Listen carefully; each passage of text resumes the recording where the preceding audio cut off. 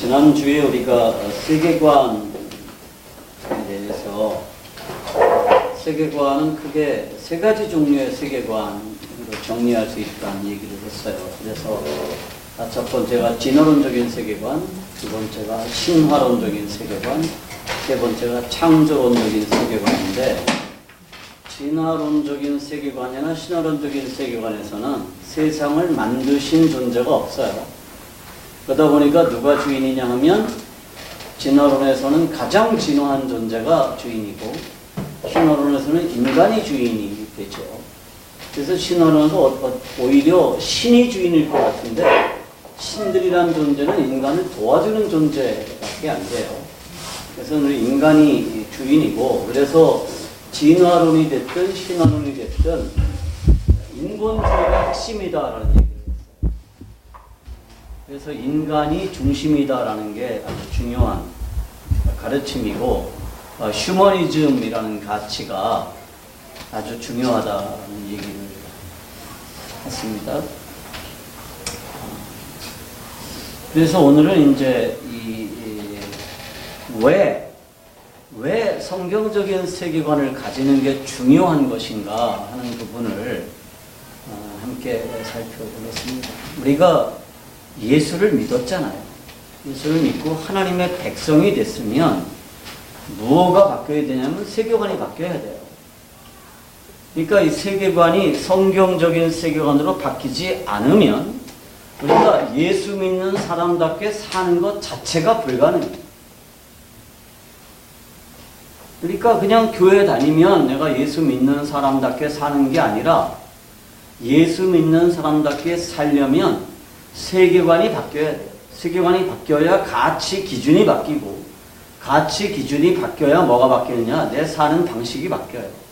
사는 목표가 바뀌고. 그래서 그 문제에 대해서 이제 같이 살펴보겠습니다. 거기 세 번째, 성경을 읽고 말해봅시다 부터 시작합니다. 성경을 읽고 말해봅시다. 먼저 출애굽기 3장 14절을 읽겠습니다. 출애굽기 3장 14절입니다.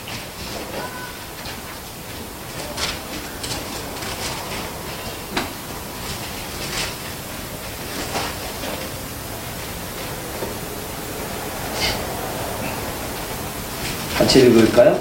3장 14절 시작. 여호와 하나님이 뱀에게 이르시되 내가 아니요, 3장 14절 출애굽기. 출애굽기. 예. 출애굽기 3장 14절 같이 읽습니다. 시작.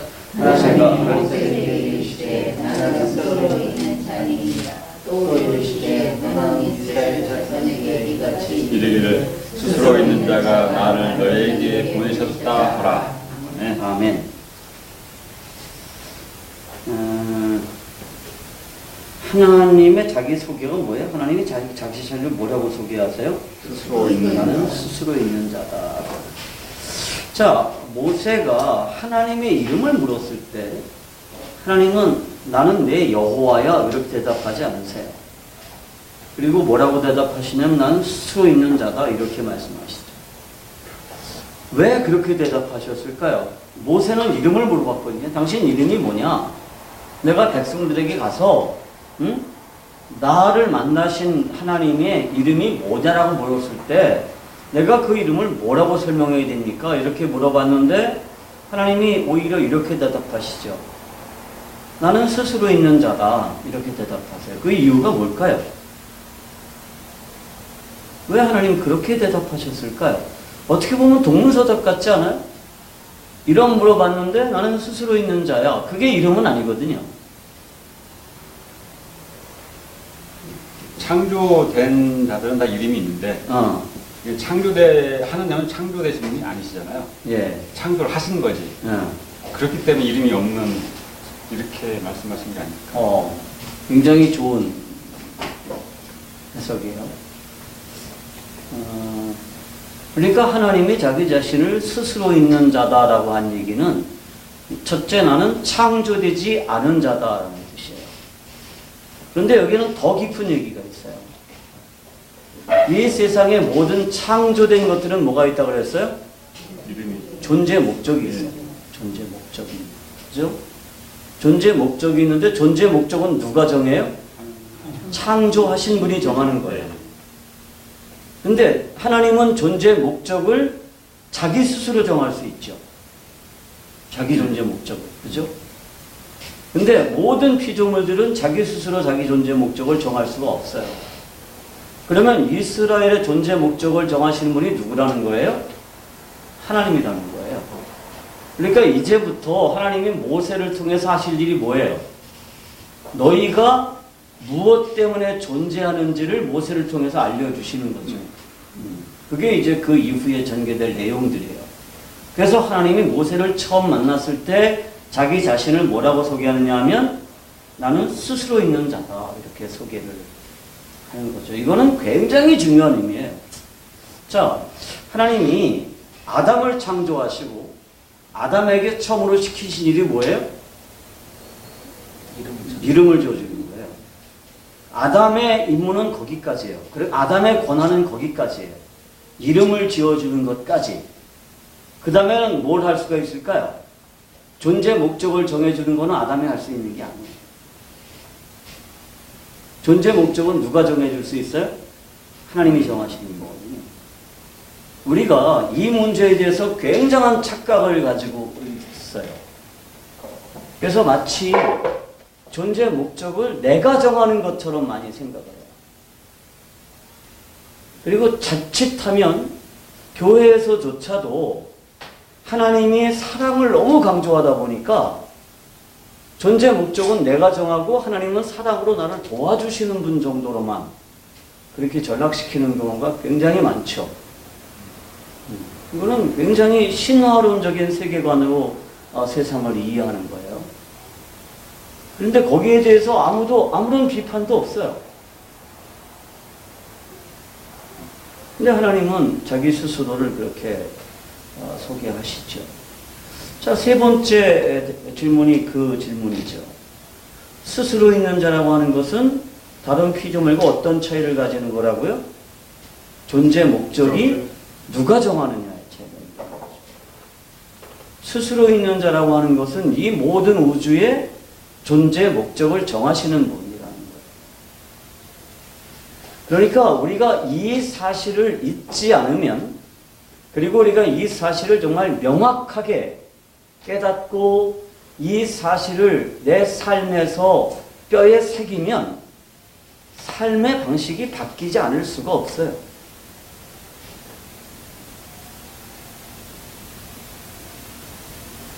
왜 우리가 신앙인으로 사는 게 힘들어요? 애초에 출발점이 좀 잘못됐기 때문이에요. 출발점.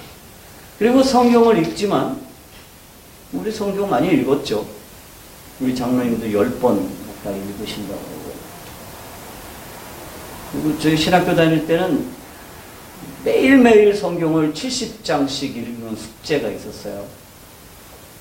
매일매일 70장 읽고 숙제를 이제 검사를 받았는데.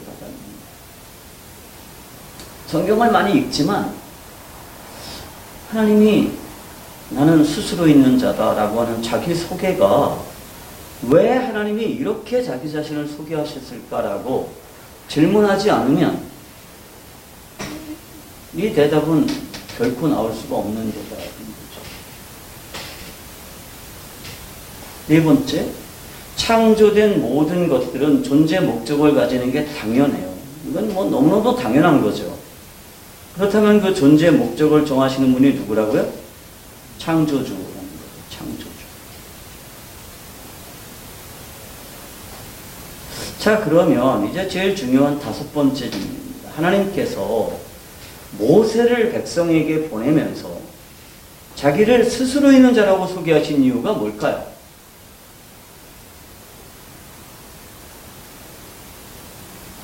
왜 그렇게 소개하셨다고? 제가 조금 전에 설명을 좀 했죠. 왜 그렇게 소개하셨다고요?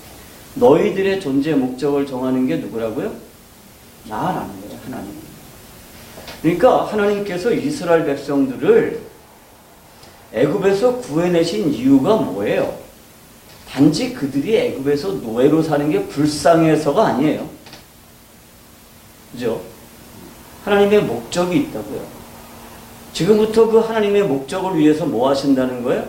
너희들을 내가 애굽에서 끄집어내겠다라는 거예요. 그러면서 뭐를 하시느냐 하면 나는 스스로 있는 자다라고 소개하는 거예요. 그러면 이제부터 네 존재 목적을 내가 너희들에게 확인시켜 주겠다는 거예요. 자, 이제 출애굽기 6장 6절에서 8절을 한번 읽어보십시오. 출애굽기 6장 6절에서 8절입니다. 다 같이 시작.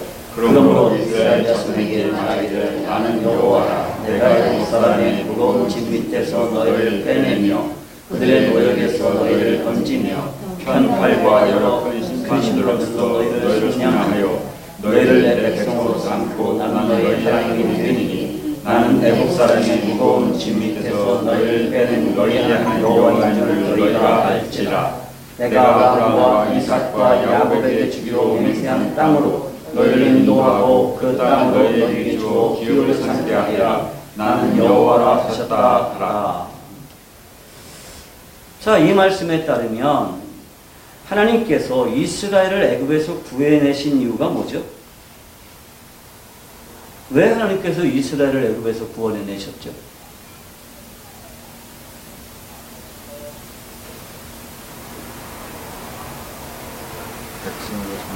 하나님이 맞아요. 나는 너희의 하나님이 되고 너희는 내 백성이 되겠다라고 하는 말씀에 기가 있어요.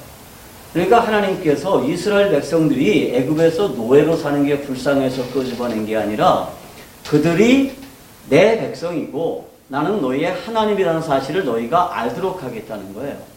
그런데 언제부터 이스라엘은 하나님의 백성이 됐죠? 끄집어낸 다음에? 아니에요.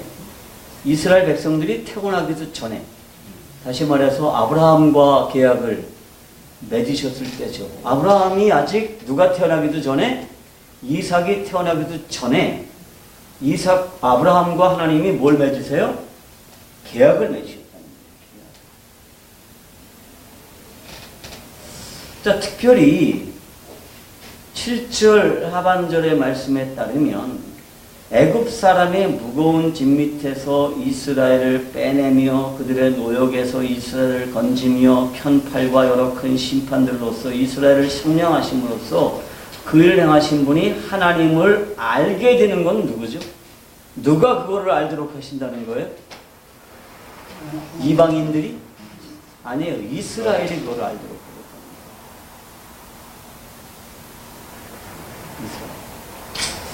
우리는 얼핏 그 출애굽 과정을 살펴보면서 하나님이 누구에게 하나님의 능력을 보여주셨다고 착각하죠? 바로에게, 그죠? 바로에게 그 능력을 보여주셨다고 착각해요. 그런데 하나님이 그렇게 하신 이유가 누구 때문이라는 거예요? 이스라엘을 가르치기 위해서였다는 거예요. 자, 이제 출애굽기 9장 12절 한번 볼까요?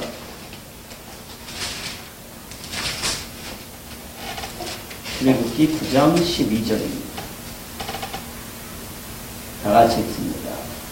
그러나 여호와께서 바로의 마음을 완악하게 하셨으므로 그들의 말을 듣지 않았으니 여호와께서 모세에게 말씀하신 바 같더라. 35절. 9장 35절. 바로의 마음이 완악하여 이스라엘 자손을 내보내지 아니하였으니 여호와께서 모세에게 말씀하신 바 같더라. 출애굽기 1장 2절. 1장 1절 2절. 여호와께서 모세에게 이르시되 바로에게로 돌아가라. 내가 그의 마음과 그의 신하들의 마음을 완강하게 하면 나의 표징을 그들 중에 보이게 위함이요 내가 내가 애굽에서 행한 일들 곧 내가 그들 가운데서 행한 표징을 네 아들과 네 자손의 귀에 전하기 위함이라. 너희는 내가 여호와인 줄을 알리라.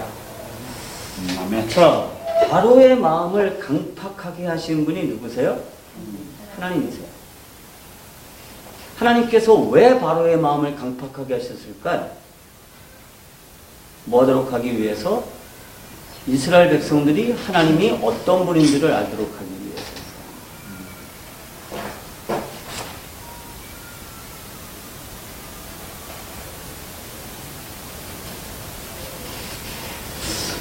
창세기 15장으로 한번 가볼까요?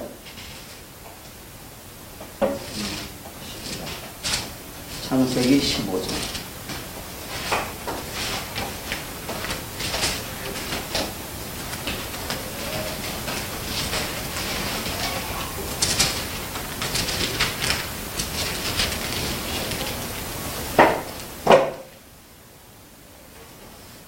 창세기 15장 4절부터 보겠습니다.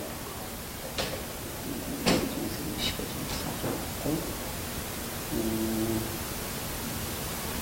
4절부터 21절까지 같이 교독할까요? 4절부터 21절까지. 여호와의 말씀이 그에게 임하여 이르시되 그 사람이 내 상속자가 아니라 내 몸에서 날 자가 내 상속자가 되리라 하시고 그를 이끌고 밖으로 나가 이르시되 하늘로 불어 뼈를 셀 수 있나보다. 또 그에게 이르시되 내 자손이 여호와와 같으리라. 아브라함이 여호와를 믿으니 여호와께서 이를 그의 의로 여기시고 또 그에게 이르시되 나는 이 땅을 내게 주어 소유를 삼게 하려고 너를 갈대아인의 우리에서 이끌어낸 여호와니라. 여기까지 한번 읽겠습니다. 자, 하나님께서 아브라함에게 약속하시죠. 무슨 약속하세요? 내가 너한테 아들 주겠다, 후손을 주겠다라고 약속하시고, 그 다음에 또 뭐 약속하세요? 7절에 보면 내가 너에게 이 땅을 주겠다라고 약속하시죠. 그때 이제 8절에 보면 아브라함이 하나님께 물어보죠. 그가 이르되 주 여호와여, 내가 이 땅을 소유로 받을 것을 무엇으로 알리까? 그러니까 내가 어떻게 믿어요? 그런 말이에요. 어떻게 믿을 수가 있을까요? 그러니까 아들 주겠다는 말을 믿었어요. 그죠? 근데 제가 지난번에 설명했죠. 아들 주겠다는 게 무슨 뜻이라 했어요? 갈라디아서 3장 8절에 아브라함에게 복음을 전하되 내 후손이 너로 말미암아 이방이 복을 받을 것을 성경이 미리 알고 아브라함에게 복음을 전하되 라고 했어요. 그래서 하나님이 아브라함에게 복음을 설명했어요. 그리고 아브라함은 그 복음을 믿었어요. 아브라함은 믿었어요. 그래서 하나님께서 아브라함에게 그것을 의로 여겨주셨다 그랬어요. 그리고 땅 주겠다고 그러니까 아브라함이 내가 그거 어떻게 믿을 수 있어요? 그러니까 하나님이 뭐라 그러세요? 이제 하나님이 9절부터 나오는 얘기가 그거예요. 여호와께서 그에게 이르시되 나를 위하여 3년 된 암소와 3년 된 암염소와 3년 된 수장과 산비둘기와 집비둘기 새끼를 가져올지니라. 아브라함이 그 모든 것을 가져다가 그 중간을 쪼개고 그 쪼갠 것을 마주 대하여 놓고 그 새는 쪼개지 아니하였으며 솔개가 그 사철 위에 내릴 때에는 아브라함이 쫓았더라. 자, 하나님 내가 이거 어떻게 믿어요? 그러니까 하나님이 뭐라 그러세요? 짐승 잡아. 우리는 이거를 그래서 아브라함이 하나님 앞에 제사 드렸다라고 착각해요. 그래서 뭐 새를 안 쪼개가지고 불완전한 제사가 돼가지고 이스라엘 백성들이 애굽으로 잡혀갔다 이런 엉터리 해석들을 하시는 분들이 가끔 있어요. 근데 이거는요 제사가 아니고요 계약행위예요. 그러니까 고대 근동에서 계약을 하잖아요. 자, 전집사님하고 나하고 땅을 주고 파는 계약을 해요. 전집사님한테 땅을 팔기로 했어요. 그리고 나는 전집사한테 돈을 주기로 했어요. 그러면 계약서를 어떻게 쓰는 줄 아세요? 계약서를 쓰는 게 아니고요. 짐승을 잡아요. 그래서 짐승을 반으로 쪼개. 그래서 벌려놓고 집사님하고 나하고 손을 붙잡고 거기를 지나가는 거예요. 그러면서 만약에 이 계약이 깨지면 이 계약을 깨트린 놈은 이 짐승처럼 쪼개지는 게 마땅하다. 그게 고대 근동의 계약 방식이에요. 그러니까 하나님이 지금 아브라함하고 계약 맺는 거예요. 너희는 내 백성이 되고 나는 너희 하나님이 될 거다. 내가 너한테 후손도 주고 땅도 주겠다라고 계약을 맺는데 아브라함이 그 증표가 뭡니까? 계약서 씁시다. 그러니까 하나님이 그래 짐승 잡아라. 그래서 아브라함이 짐승을 잡아서 쪼개놔요. 그런데 하나님이 안 오세요. 언제까지 안 오실까요? 아브라함이 어떻게 됐냐면 그 뒤에 보면 12절부터 하질때 아브라함에게 깊은 잠이 임하고 큰 감과 두려움이 그에게 임하였더니. 자, 아브라함이 깊은 잠에 빠졌을 때까지 하나님이 기다리세요. 그리고 하나님이 어떻게 하세요? 11절에 13절에 보면 여호와께서 아브라함에게 이르시되 너는 반드시 알라 내 자손이 이방에서 객이 되어 그들을 섬기겠고 그들은 400년 동안 내 자손을 괴롭히리니 그들이 섬기는 나라를 내가 징벌할지며 그 위에 내 자손이 큰 재물을 입고 나오리라. 너는 장수하다가 평안히 조상위로 돌아가 장사될 것이요 네 자손은 4대 만에 이 땅으로 돌아오리니 이는 아모리 족속의 죄악이 아직 가득 차지 아니함이라 하시더니, 여기까지 하나님이 말씀하시고 해가 져서 어두울 때에 어떻게 해요? 연기나는 화로가 보이며 타는 횃불이 쪼갠 고기 사이로 지나가는 것이 보여요. 자, 원래 개혁을 하려면 누가 같이 지나가야 돼요? 하나님과 아브라함이 같이 지나가야 되는데, 하나님과 아브라함이 같이 계약을 맺으면 어떻게 될까요? 아브라함은 아마 수도 없이 쪼개졌을 거예요. 왜? 수도 없이 계약을 어기니까. 그죠? 그래서 이 계약은 누가 혼자 하신 계약이에요?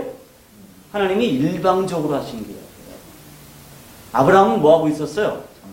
그때 잠자고 있었어요. 그러니까 쉽게 말하면 죽어 있었어요. 이 단어가 야센이다. 죽어 있었어요. 그래서 아브라함은 이 계약에 당사자인 것 같지만 당사자가 아니에요. 이 계약은 하나님이 혼자 체결하신 계약이에요. 그래서 만약에 이 계약이 깨지면 누가 죽어야 돼요? 하나님이 죽어야 돼요. 그래서 이 계약은 깨질 수가 있을까 없을까요? 절대로 깨질 수가 없는 계약인 거예요. 그런데 이 계약 내용 중에 뭐가 있어요? 네 후손이 어디로 간다? 애굽으로 갈 거고 이방으로 갈 거고, 그죠? 그리고 거기서 어떻게 해요? 400년 동안 괴롭힘을 당할 거고, 그리고 나중에 내가 그 나라를 징벌할 거고 내 자손이 큰 재물을 입고 나올 거다. 하나님이 이렇게 약속하세요. 그런데 하나님은 왜 그렇게 하실까요? 왜 이스라엘 백성들을 애굽으로 보내실까요? 이스라엘 백성들이 땅이 없어서? 살 수가 없어서? 편안하게 살으라고? 왜 그랬을까요? 그리고 거기서 살게 그냥 내버려 두지 왜 또 노예가 되게 하시고 하나님이 왜 또 가서 구원해 내실까요? 이거는 하나님이 자기가 하실 일을 보여주시는 거예요. 여러분, 우리는 하나님으로부터 보냄을 받았는데 우리가 지금 뭐의 노예로 살고 있어요? 죄의 노예로 살고 있어요. 그런데 거기서 하나님이 우리를 뭐 하시겠다는 거예요? 건져내셨어요. 그럼 건져내시는 게 끝이냐? 아니에요. 건져내서 뭐 하겠다는 거예요? 너희를 내 백성으로 삼고 너희를 통해서 뭐를 만들겠다? 내 나라를 세우겠다라는 게 하나님의 계획이에요. 그 계획을 위해서 하나님이 뭘 보여주신 거냐? 이스라엘 백성들을 샘플로 택하시고 데모 버전으로 택하시고 그런 일들을 하신 거예요. 자, 그게 하나님의 계획이에요. 그러면 이런 세계관에서 하나님을 보면 어떤 분이세요? 하나님은 단순히 나를 구원해 내신 분이 아니라 뭐 하시는 분이에요? 하나님의 뜻을 위해서 우리를 선택해 내신 분이라는 게 되는 거예요. 그럼 우리가 구원받았다, 이제 난 정말 행복하다라고 끝나는 게 아니라 하나님이 나를 왜 선택하셔서 구원해 내셨느냐? 그러면 이제부터 뭐가 중요한 거예요? 하나님과 동행하면서 하나님의 나라를 세워가는 게 중요한 게 되는 거예요. 우리가 이 세상을 보는 관점이 이렇게 바뀌질 않으면 신앙생활이라는 게 이루어질 수가 없어요. 그냥 나 구원받았네 라고 끝날 수밖에 없죠. 그 다음이 없는 거예요. 그 다음. 그래서 우리가 성경적인 세계관을 가진다는 게 정말 중요한 거고요. 만약에 나 구원받았네로 끝난다 그러면 기독교는 그냥 하나의 종교가 될 수밖에 없어요. 왜냐하면 다른 종교들도 여러 가지 구원 방식들을 제시하니까. 물론 어렵기는 하지만. 근데 여러분, 불교적인 구원 방식이 더 어렵습니까? 기독교적인 구원 방식이 더 어렵습니까? 뭐가 더 어렵죠, 사실? 불교에서는요, 자기가 노력해서 구원받는 방식이에요. 내가 뭔가를 해야 돼. 내 기독교는 네가 할 일이 하나도 없어. 어떤 게 더 어려울까요?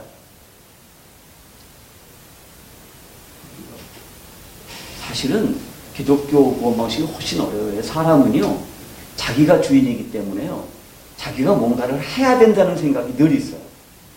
그러니까 우리가 구원을 이해할 때도 어떻게 이해해요? 내가 믿어드리면이라는 전제가 있어야 돼요. 그죠? 내가 믿으면 나를 구원하는 거예요. 내가 안 믿으면 나 구원 못 받아요. 그러니까 이게요, 사람이 굉장히 신화론적인 세계 방식을 가지고 있기 때문에 내가 주인이에요. 그래서 내가 뭔가를 해야 돼요.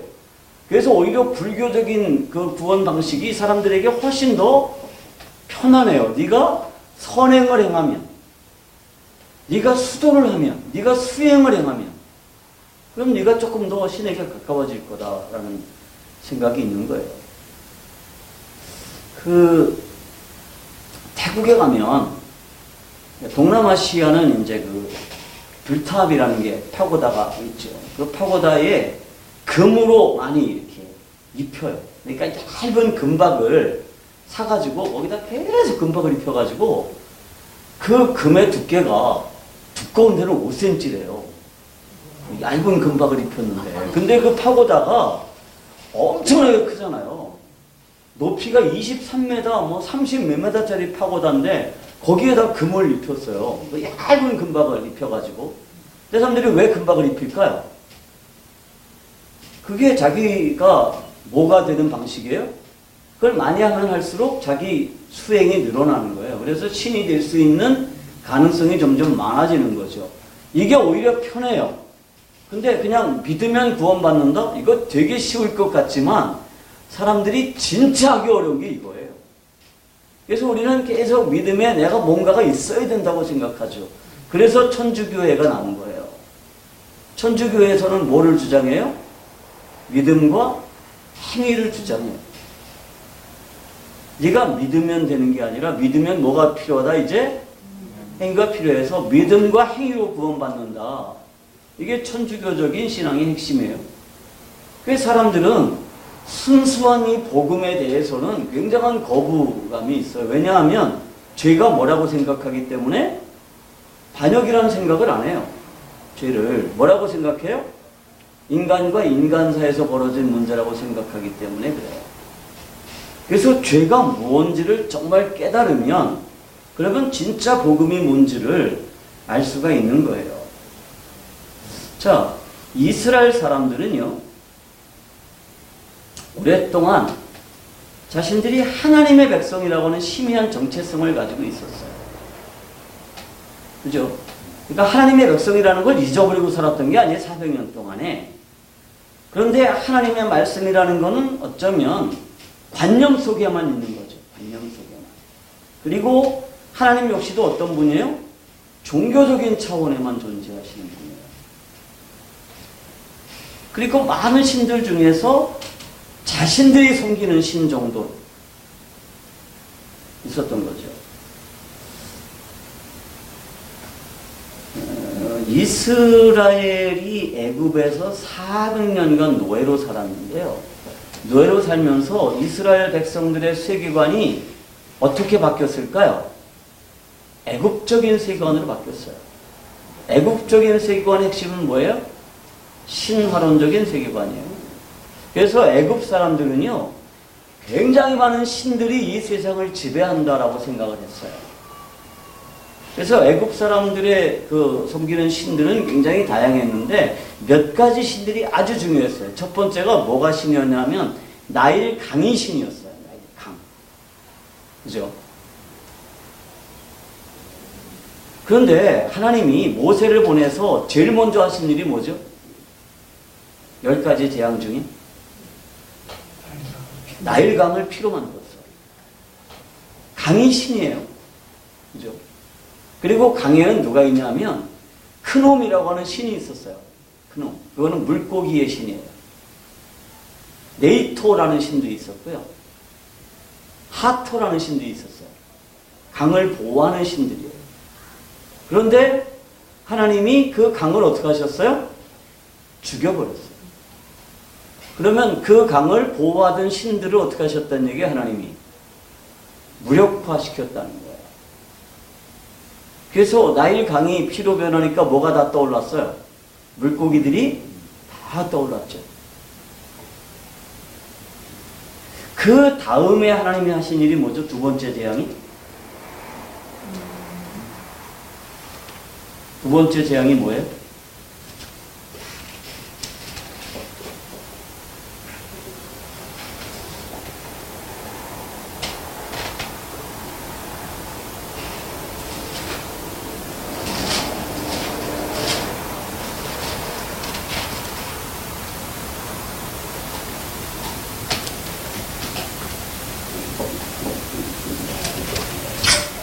파리 재앙이잖아요. 개구리 재앙인가요? 예, 개구리 재앙이죠. 개구리라고 하는 것도 일종의 신이에요. 개구리.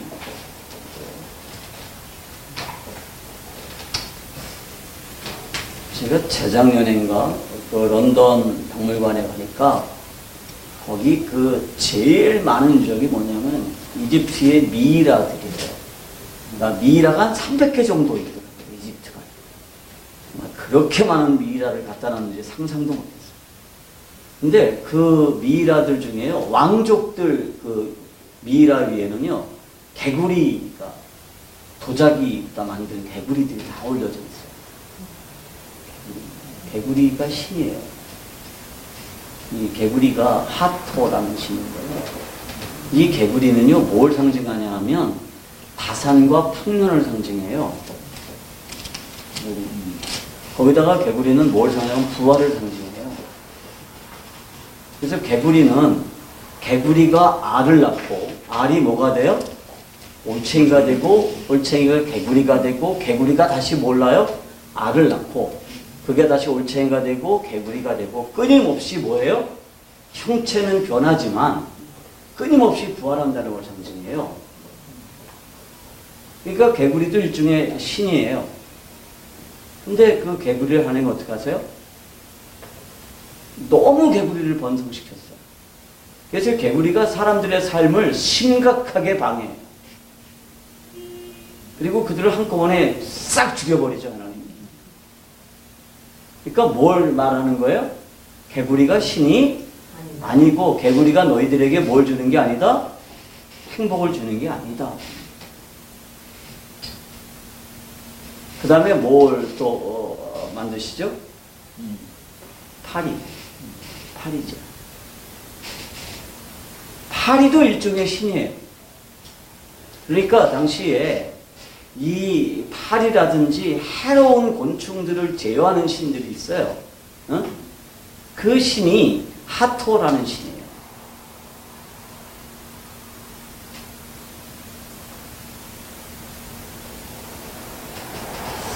여러분 미이라라고 하는 이집트 영화를 보면 거기에 그 풍뎅이처럼 생긴 게 막 살을 파고 들어가는 거 있잖아요. 그거 본 일 있나요? 막 살을 파고 들어가요. 근데 그 신의 이름이 케프리라는 신이에요. 근데 그 케프리가 뭐와 똑같으냐 하면 소똥구리랑 똑같은 신이에요. 소똥구리. 그래서 소똥구리가 어떻게 해요? 똥들을 이렇게 굴려가가지고 환경을 깨끗하게 만든다고 생각을 했어요. 그래서 파리나 이 같은 것들이 번성하지 못하게 막아주는 신이에요, 그게. 근데 하나님이 그거를 확 죽여버렸어요. 그랬더니 파리가 막 너무너무 번성해가지고 사람들의 삶을 너무너무 해치는 거예요. 이 환경을 보호하시는 분이 누구세요? 하나님이시라는 뜻이에요. 이재앙, 독종재앙, 우박재앙, 무슨 메뚜기재앙 다 똑같아요. 이런 모든 것들은 다 뭘 말씀하시는 거냐 하면 하나님께서 그것들이 세상을 지배하고 통치하는 게 아니라 그것들은 거짓 신이라는 거예요. 자, 9번째 재앙이 뭐죠? 9번째 재앙? 어두움 재앙, 흑암의 재앙. 근데 이 흑암은요, 해가 가려진 재앙이 아니라요, 이 세상에서 빛이 완전히 없어진 거예요. 그러니까 해를 가려서 어두워진 게 아니라 빛이 없어졌어요. 근데 이집트 사람들은 이 세상엔 라라고 하는 신이 있어요. 라. 그게 최고 신이에요. 그 라가 뭐를 주냐면 빛을 준다고 생각했어요. 라가 빛을 주기 때문에 그 라가 이 세상의 모든 생명체들을 살게 한다라고 생각했어요. 하나님이 빛을 뺏어가셨어요. 무슨 얘기일까요? 라가 빛을 주는 게 아니야. 그러면서 이스라엘 백성들은 뭐를 깨닫기 시작했을까요? 창세기 1장 2절을 깨달았어요. 하나님이 뭘 창조하셨다? 첫째 날에 빛을 창조하셨다. 빛이 있으라 하시니 빛이 있었다. 하나님이 빛이 있으라고 하니까 빛이 있었지 라가 빛을 주는 게 아니다라는 사실을 하나님이 입증하신 거예요. 10번째 재앙이 뭐예요? 장자의 죽음이에요. 자, 당시 이집트 사람들은요, 바로는 인간이 아니라고 생각했어요. 바로는 누구냐 하면 태양신인 라하고 이 지하의 신인 오시리스 사이에서 태어난 존재예요. 그래서 지하 세계를 다스리는 여신인 오시리스하고 태양신인 라가 결혼을 해가지고 낳은 게 바로예요. 그래서 바로는 인간이 아니라 신이에요. 그래서 바로는 죽으면 안 돼요. 안 죽어요. 그래서 바로는 죽을 때가 되면 어디로 가요? 커다란 피라미드를 짓고 어머니의 세계인 지하 세계로 가는 거예요. 그리고 거기서 다스려요. 사람들은 다 그렇게 믿었어요.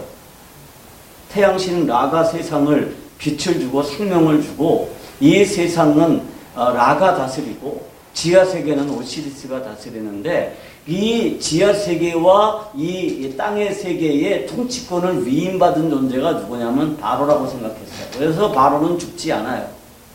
그런데 누가 죽었어요? 바로의 아들이 죽었어요. 근데 그것도 어떤 방식으로 죽었어요?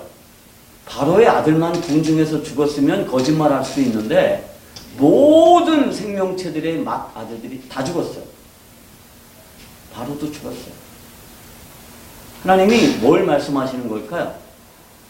야, 라가 세상을 다스리는 게 아니고 라가 생명의 근원이 아니고 내가 생명의 근원이야.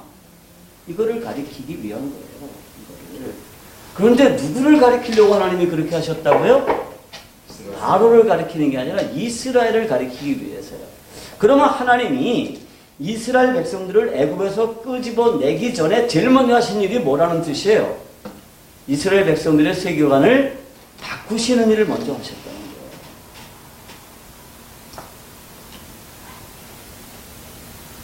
거예요. 왜? 이제부터 누구로 살아야 되니까 하나님의 백성으로 하나님의 백성답게 살아야 되기 때문에 세계관을 바꾸는 일을 먼저 하셨어요. 그러니까 10가지 재앙이라고 하는 거를 우리가 분명하게 기억하지 않으면 이게 그냥 하나님이 자기 힘을 자랑하기 위해서인 것처럼 보여요. 내가 얼마나 센 줄 알아? 그래서 바로를 두드려 패고 또 말을 안 듣게 마음을 강팍하게 하시고 더 세게 때리고 하나님 무슨 깡패요? 조폭이에요? 아니에요. 왜 그러시느냐 하면 이스라엘 백성들의 세계관을 바꾸기 위해서예요.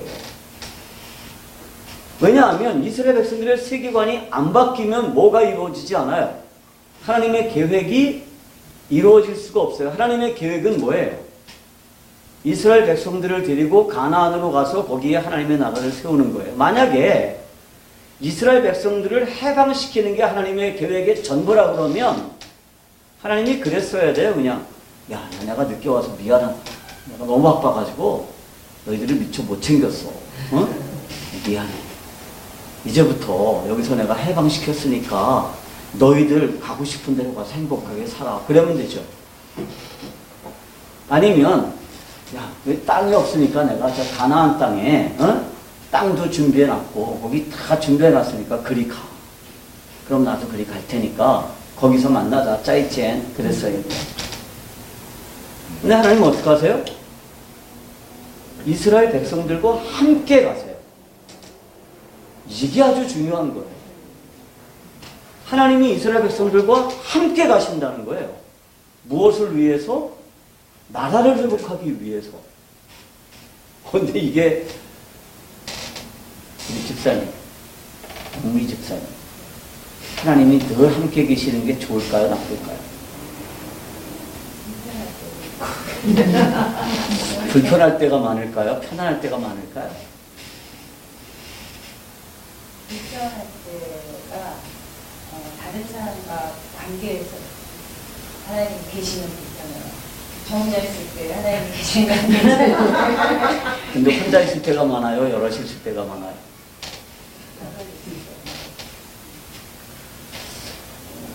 우리가요, 이게 정말 중요한 문제인데요. 우리가 임마누엘 하나님 그러면 어때요? 야, 신나죠. 근데 하나님이 24시간 365일 늘 나와 함께 계세요. 근데 그냥 계시는 게 아니라 하나님이 하려고 하는 일이 있어요. 그 일을 위해서 나를 데리고 가는데 나는 늘 마음이 어디 있어요? 하나님의 일에는 관심이 없어요. 어디 있어요? 가다가 엉뚱한 일에 관심이 있어요. 엉뚱한 일에. 가다가 보면 맛있는 거에 눈 가고, 예쁜 거에 눈 가고, 보정 속옷 보면 눈 가고. 이 얘기 안 웃는구나. 웃어야 되는데. 사람들이, 근데 하나님이 사람들을 혼자 보내면 어떡할까요?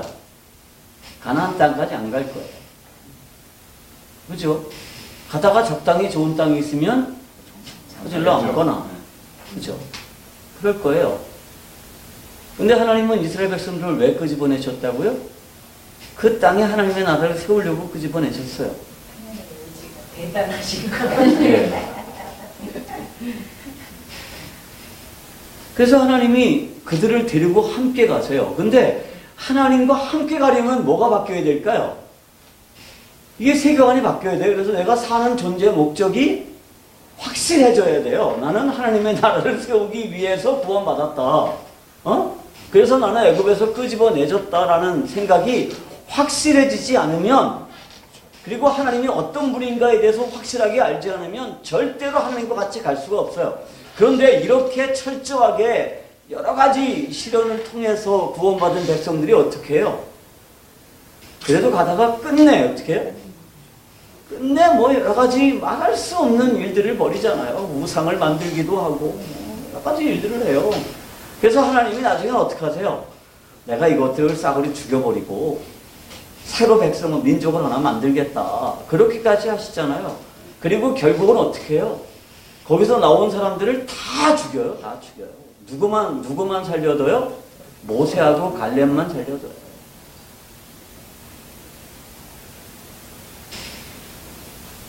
세계관이 바뀐다는 게 이게 보통 중요한 문제가 아니에요. 보통 중요한 문제가.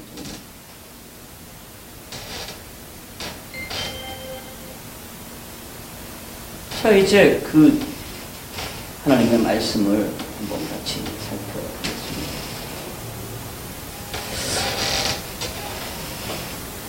출애굽기 10장 21절부터 23절까지 말씀을 다시 한번 확인하겠습니다. 출애굽기 10장 21절부터 23절 다 같이 읽습니다. 시작. 여호와께서 모세에게 이르시되 하늘을 향하여 내 손을 내밀어 애굽 땅 위에 흑암이 있게 하라. 곧 더듬을만 만한 흑암이리라. 모세가 하늘 향하여 손을 내밀매 캄캄한 흑암이 3일 동안 애굽 온 땅에 있어서 그 동안 사람들이 서로 볼 수 없으며 자기 젖에서 일어나는 자가 없으되 온 이스라엘 자손들이 거주하는 곳에는 빛이 있었더라. 네. 자, 만약에 태양을 하나님이 가리신 거라 그러면 온 세상이 다 깜깜했어요. 근데 어디에만 빛이 있었어요? 고센 땅에만 빛이 있었어요. 하나님이 그런 분이세요. 그런데 다섯 번째로 하나님께서 이스라엘의 세계관을 바꾸시기 위해서 이토록 치열하게 싸우시는 이유가 뭐라고요? 맞아요. 세계관이 안 바뀌면 하나님의 나라를 세울 수가 없어요. 여러분, 우리가 구원받을 목적이 뭐예요? 그냥 단지나 지옥 보내지 않기 위해서 하나님의 나라를 구원하시는 게 아니에요. 하나님께서 하나님의 계획을 위해서 우리를 구원하셨어요. 근데 우리가 거기에까지 우리의 생각이 미치지 않으면 결코 우리는 하나님과 동행할 수가 없어요. 그리고 하나님의 나라에 참여할 수도 없어요. 그래서 하나님은 철저히 우리의 세계관을 바꾸시는 거죠. 세계관을 바꾸시는 거예요. 자, 이제 여호수아서 6장으로 가십시다. 여호수아서 6장 18절, 19절을 읽겠습니다.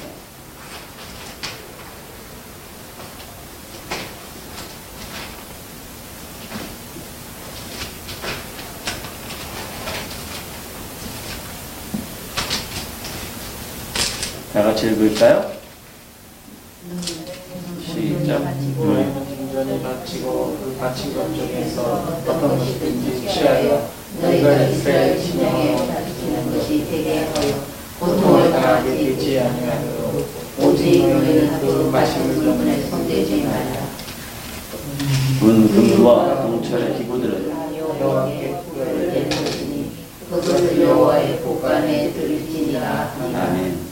7장 1절. 이스라엘 자손들이 온전히 바친 물건으로 말미암아 범죄하였으니 이는 유다 지파 사라의 증손 삽디의 손자 갈미 아들 아간이 온전히 바친 물건을 가졌습니다. 여호와께서 이스라엘 자손들에게 진노하시니라. 아멘. 여러분, 사람들이 왜 전쟁하죠?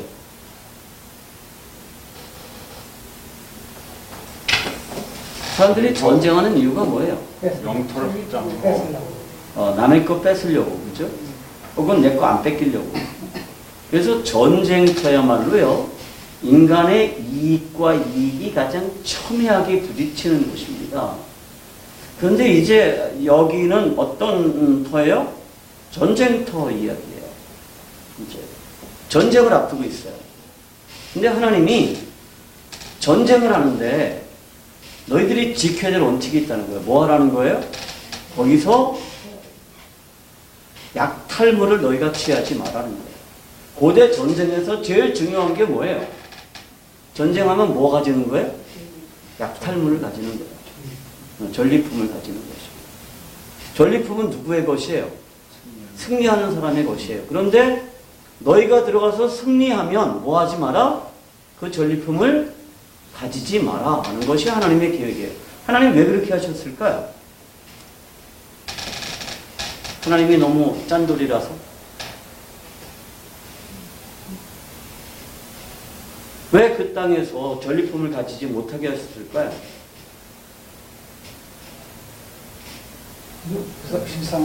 우상을 섬기던 거니까. 우상도 사실은 하나님이 만드신 거 아니에요? 가짜 귀신들도 하나님이 창조물입니다. 왜 그랬느냐 하면 아까도 얘기했지만 전쟁은 누구를 위한 거예요? 인간의 욕심을 위한 거예요. 근데 이 전쟁은 누구를 위한 전쟁이에요? 하나님의 나라를 세우기 위한 전쟁이에요. 전쟁의 목적이 전혀 달라요. 그래서 이거를 뭐라고 불러요? Holy War, 거룩한 전쟁이라고 불러요.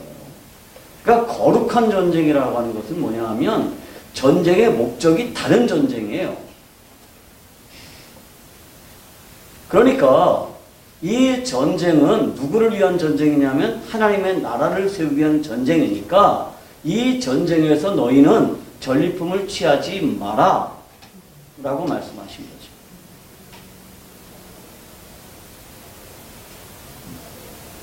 그런데 아간이 전리품의 일부를 감췄어요. 왜 그랬죠?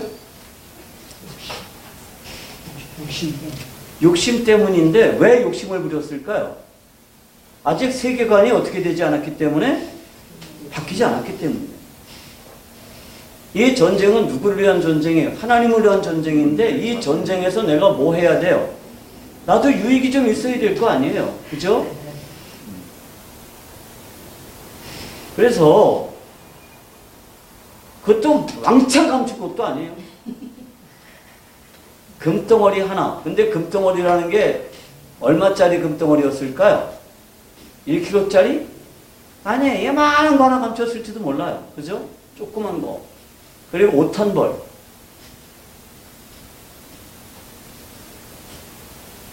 근데 그것 때문에 하나님이 어떻게 하셨어요? 진노하셨어요. 어떻게 보면 하나님이 굉장히 괴팍하신 분 같아요. 그리고 아주 인색하신 분 같아요. 전쟁 목숨 걸고 했는데, 그죠? 그 정도쯤이야 허용을 해줘야지.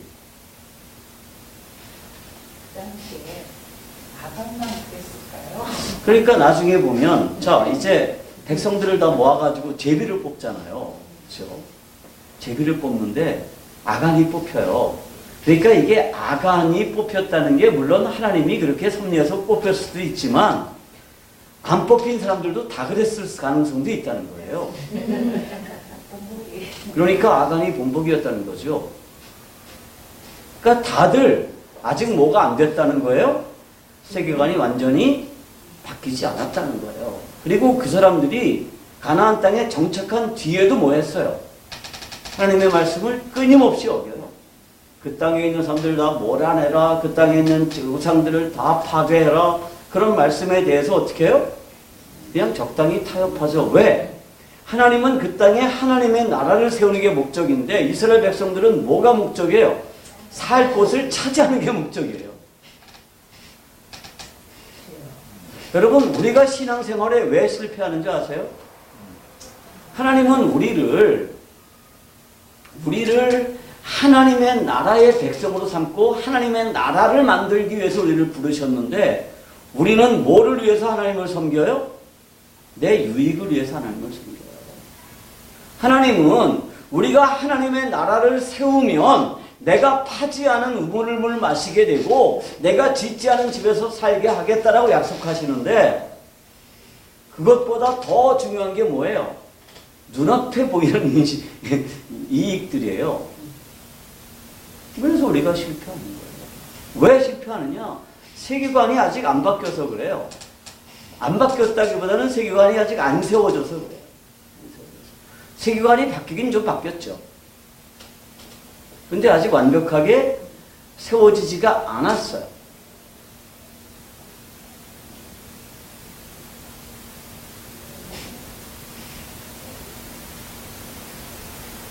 그래서 이스라엘 백성들이 세 번째 마저 할까요? 전리품의 일부를 왜 감췄다고요? 세계관이 안 바뀌어서. 그리고 이렇게 세계관이 안 바뀌니까 어떻게 됐어요? 그게 네 번째 질문입니다. 이스라엘 백성들이 자신들을 선택한 하나님의 뜻을 제대로 이해하지 못하고 자신의 유익을 위해서 행동한 결과가 뭐예요? 아간은 죽어요. 아간의 집안도 멸망해요. 뿐만 아니라 누가 같이 고통을 받아요? 모든 공동체가 같이 고통을 받고 하나님의 나라가 세워지는 일이 지체돼요. 자, 하나님께서 아간이라는 사람을 선택하셨을 때, 이스라엘 백성들을 선택하셨을 때는 무엇을 위해서 선택하셨어요? 하나님의 나라를 세우도록 하기도 선택하셨는데 하나님의 나라를 세우는 일에 우리가 협조하는 게 아니라 뭐가 되는 거예요? 방해거리가 되는 거예요.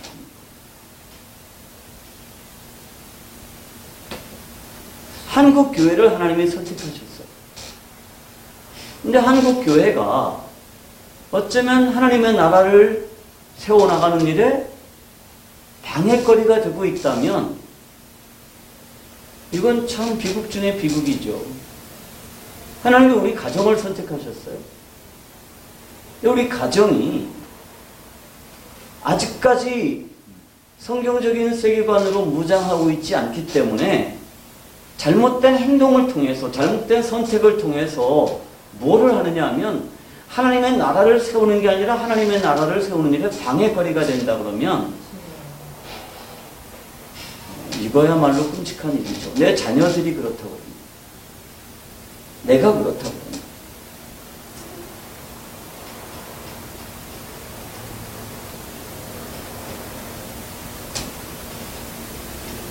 근데 아까도 얘기했지만 이게 단순히 아간 혼자만의 문제는 아닐 거예요. 상당히 많았을 거예요. 하나님이 다 죽일 수 없어가지고 아간을 선택한 것 뿐이죠.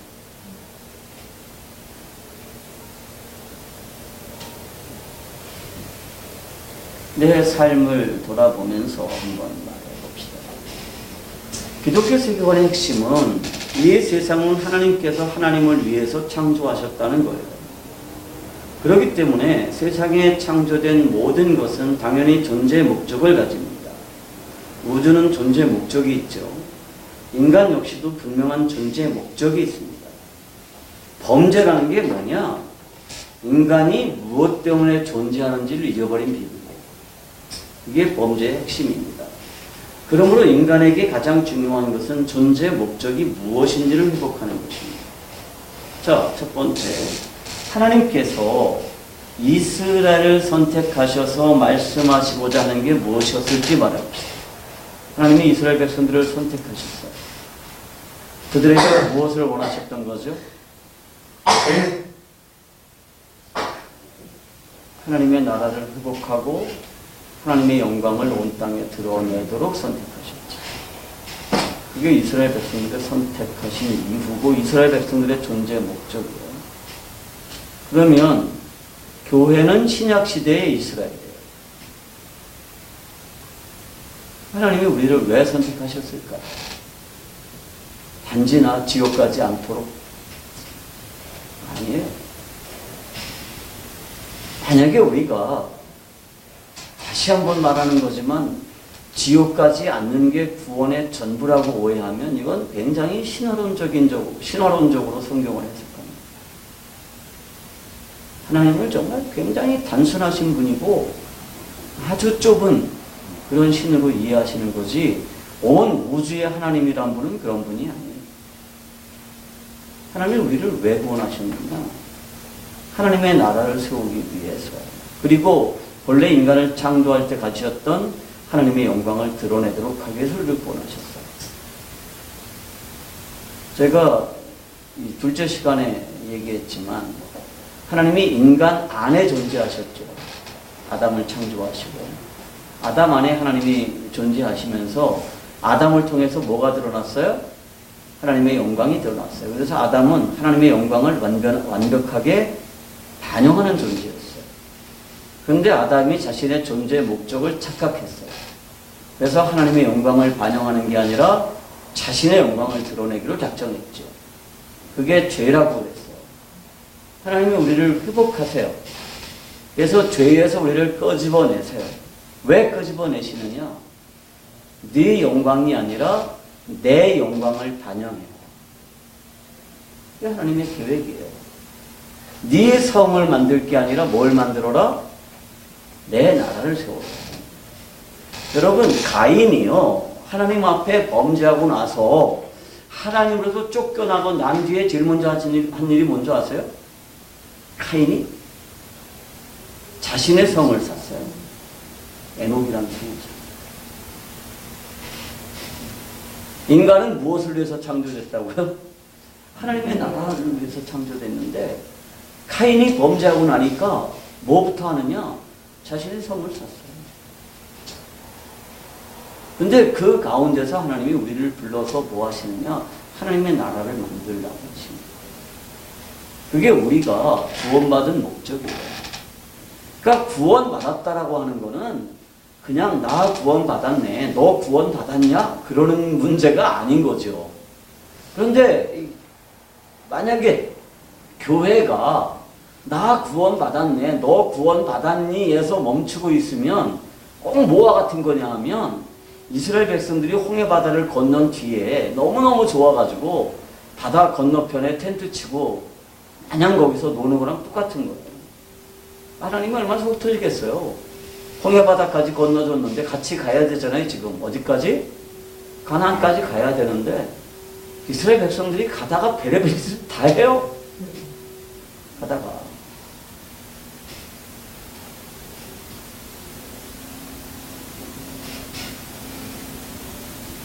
두 번째, 아담의 범죄는 하나님의 나라를 위해 전사로 부름받았음에도 불구하고 이 전쟁을 자신의 유익을 위한 세속적인 세계관으로 이해하고 있었다는 거예요. 그게 아간의 문제입니다. 내 유익을 위해서 하나님이 나를 구원하셨다는 거고, 이 전쟁도 무엇을 위해서라는 거예요? 내 유익을 위해서라는 거예요. 그렇게 이해하고 있었어요. 그렇다면 오늘날 나는 하나님의 부름을 입은 영적인 전쟁의 병사답게 성경적인 세계관으로 무장하고 있는지 말해봅시다. 한번 말해볼까요? 성경적인 세계관으로 무장하고 있나요?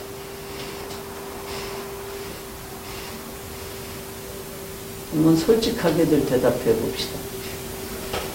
우리 집사님, 성경적인 세계관으로 무장하고 있어요? 말씀을 들으면서 애국에서 재앙을 몇 가지 재앙을 당한 애국 사람들의 입장에서 봤어요. 어차피 전 이방인이잖아요. 성민이 아니니까. 근데 자식을 잃고 자기를 섬기는 모든 신들이 다 회개를 했는데 거기서 하나님을 만난 기회잖아요. 근데 그 사람들은 절대로 하나님을 못 만나요. 왜 그럴까요? 이스라엘 백성들은 하나님을 알고 하나님과 동행하지만 이방인들은 하나님이 그런 엄청난 재앙을 내렸음에도 불구하고 하나님을 못 만나요. 근데 만났다기보다 체험을. 그러니까 하나님을 체험했어도 하나님 백성으로 들어오지를 못해요. 왜 그럴까요? 그거는 이스라엘 백성들을 하나님이 구하러 가신 거예요. 그러니까 이스라엘 백성들은 홍해를 건넜기 때문에 하나님의 백성이 된 게 아니라 애초부터 아브라함 때부터 하나님의 백성이었어요. 그러니까 그 재앙은 애굽 사람들을 혼내주기 위해서라거나 애굽 사람들을 교육시키기 위해서가 아니라 이스라엘 백성들을 교육시키기 위한 방안이었어요. 철저하게. 너무 이기적으로. 그러니까 이례적인 게 아니라 하나님은 모든 사람들에게 기회를 제공했어요. 제가 지지난주에 설교했죠. 그러니까 하나님이 아브라함을 부르실 때 사실은 바벨 평야에서 하나님은 모든 사람들에게 돌아올 기회를 주셨어요. 근데 인간이 점점 더 악해지는 것을 막기 위해서 바벨에서 사람들을 흩으셨죠. 그러면서 아브라함을 부르셨어요. 그리고 아브라함에게 복음을 맡겨주셨어요. 자, 애국 사람들이 당시에는 하나님의 백성으로 돌아오지 않았지만 아브라함을 통해서 보존된 복음이 지금 다시 애국 사람들에게도 전해지고 있어요. 그게 하나님이세요. 그게 하나님이세요. 그리고 애국 사람들이라고 해서 당시에 그러니까 그 애국에서 떠나올 때 순수하게 이스라엘 백성들만 떠나온 게 아니에요. 애굽에 살고 있던 많은 사람들이 잡족들이 같이 섞여서 나왔어요. 이스라엘 백성들과 함께. 거기에는 틀림없이 그 애굽에 내려진 여러 가지 재앙들을 보면서 아, 하나님이야말로 상천하지의 하나님이시구나라는 사실을 깨닫고 같이 이스라엘 백성들과 동행해서 나온 사람들이 있을 거고 그들도 그냥 똑같이 이스라엘 백성들이 돼요. 유대인들만 이스라엘 백성이 아니고 그들도 똑같이. 그리고 그 이후에 이스라엘 백성들과 함께 나왔던 다른 잡족들이 이스라엘 백성들과 다르게 구별된 적이 한 번도 없어요. 그냥 이스라엘의 많은 지파 중에 하나가 돼요. 그래서 그 애국에서 하나님의 능력, 하나님이 선택한 민족이 저렇게 구별되는구나라는 걸 느낀 것처럼, 그러니까 지금 기독교인들이 내가 무슨 일을 하기보다는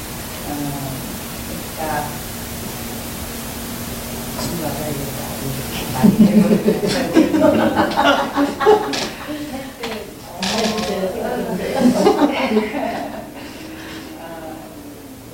방향성이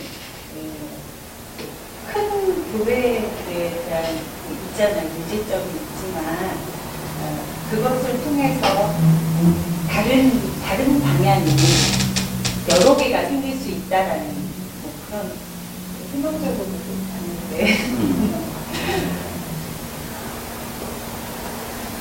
이순주 사모님은 어떻게 생각하십니까? 세계관이 어떻게 정리가 돼야 된다고 생각하시나요? 바뀌셨나요? 어려운 것 같아요. 네. 어렵다는 말고 어렵다는 게 이제 말씀하신 내용들 이제 성경적인 세계관. 이게 이제 이렇게 내 스스로 성숙돼야 된다는 것은 분명한데 이게 수시로 이제 현실하고 이제 부딪히고 내 자아하고 부딪히면서 수많은 갈등이 이제 존재하게 돼요. 그러니까 그게 수없이 자기가 깨져야 돼요. 네. 그러니까 이게 어느 한순간에 딱 이렇게 어느 점프하는 식이 아니고, 네. 그러니까 네. 불교적인 견지에서는 네. 사람이라는 게 어느 날 깨달으면 확 바뀐다고 생각해요. 그게 불교의 해탈이에요. 그래서 깨달음이 중요한데 기독교에서는 안다 그래서 바뀌는 게 아니에요. 네. 시간이 필요해요. 훈련이 필요하고. 그러니까 자 우리가 이제 기독교 세계관이 이런 거다. 이 세계관이 안 바뀌면 안 되겠구나. 그러면 이제 무슨 확 바뀌어가지고 그게 아니고요. 영적인 성숙의 과정이 필요한 거죠. 영적인 성숙에는 두 가지 시간이 필요해요. 하나는 물리적인 시간이에요. 이 시간은 무시할 수가 없어요. 그러니까 예수 믿고 어떤 사람은 영적인 성숙이 빨리 일어날 수도 있지만 순식간에 영적인 성숙의 경지에 도달할 수는 없어요. 예전에는 그런 사람들이 참 많았어요. 그래서 무당이었다가 예수 믿고 막 간증하고 다니는 사람들 많았죠. 근데 그 사람들 다 허당이에요. 나중엔 다 허당이라는 게 다 발각이 나요. 깡패였다가 부흥사 된 사람들도 많아요. 근데 그 사람들도 보면 다 허당이에요. 나중에 보면 다 발각이 나요. 시간이 필요해요. 또 하나는 뭐가 필요하냐? 영적인 시간도 필요해요. 그래서 영적인 시간은 사람마다 길이가 다를 수 있어요. 그래서 지금부터 우리가 해야 될 일이 뭐냐 하면 이게 이제 공부를 하다 보면 그런 부분들도 다 다뤄요. 우리가 영적으로 성숙하려면 어떻게 해야 되는지 뭐 이런 부분들도 쭉 다루게 되고 돈을 어떻게 버는 건지 어떻게 쓰는 건지 결혼은 어떻게 할 건지 뭐 자녀들 결혼 어떻게 시킬 건지 이런 문제까지 다 나오는데 중요한 거는 이거예요. 우리가 성경적인 세계관으로 세상을 보는 것만큼 중요한 게 없다는 거예요. 여기서 그리스도인의 삶이 시작이 돼요. 이게 출발이에요. 이 출발 지점이 잘못되면 절대로 우리는 영적으로 성숙할 가능성이 거의 없어요. 출발 지점이 잘못되면. 그러니까 성경을 너무 모르잖아요. 그 모르는 자체가 잘들어요. 저도 이성으로 살지만 말씀을 중국에서 이제 제가 한 번 목사님한테 배웠거든요. 그때 하나님의 심장을 알아요. 그래서 우리 목사님이 왜 한 명을 주면서 저렇게 복음을 전하려고 하나.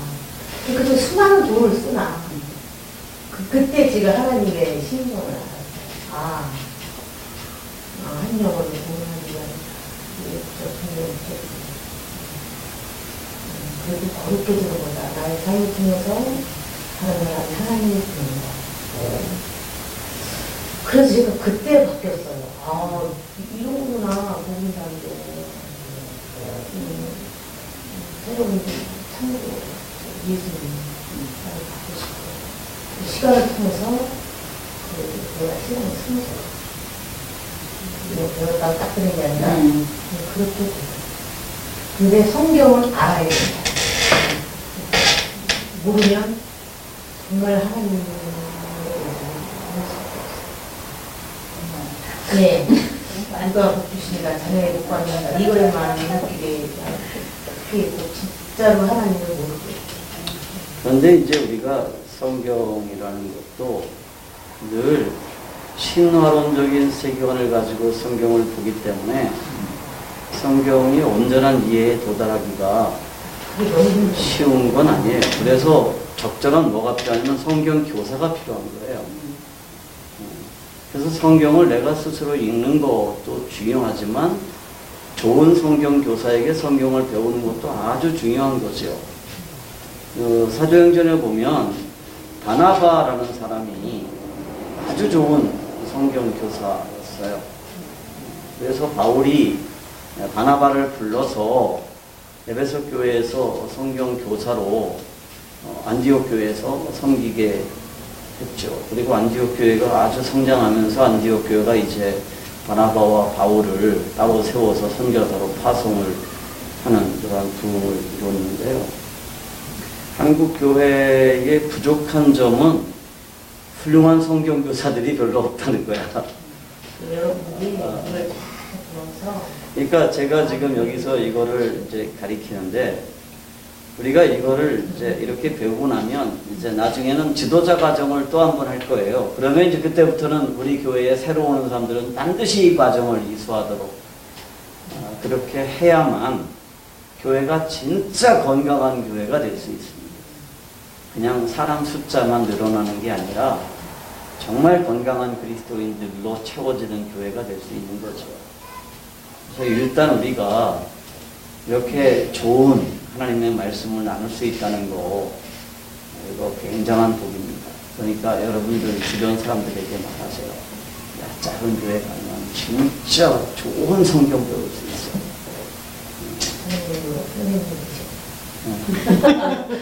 여기 장로님도 또 좋은 성경교사로 이 말씀을 가르치고 여기 모이신 분들이 다 좋은 성경교사로 오늘의 교회가 이렇게 커진 이유 중 하나가 1:1 성경 공부라는 프로그램이거든요. 근데 1:1 성경 공부 내용도 뭐 그렇게 또 뭐 썩 훌륭한 내용은 아니에요. 물론 장단점이 있지만 하여튼 이거 굉장히 좋은 교재입니다. 네? 기도합시다. 하나님 감사합니다. 오늘 우리가 이렇게 하나님의 말씀 안에서 우리가 어떻게 우리의 세계관을 바꾸고 우리의 세계관을 훈련해야 되는지에 대해서 함께 나눌 수 있었습니다. 하나님, 우리가 성경적인 세계관으로 세상을 보게 하시고 성경적인 세계관으로 성경을 이야기하시고 성경을 통하여 세상을 이야기하여 주시옵소서. 우리 주님 예수 그리스도의 이름으로 감사하며 기도합니다. 아멘. 감사합니다.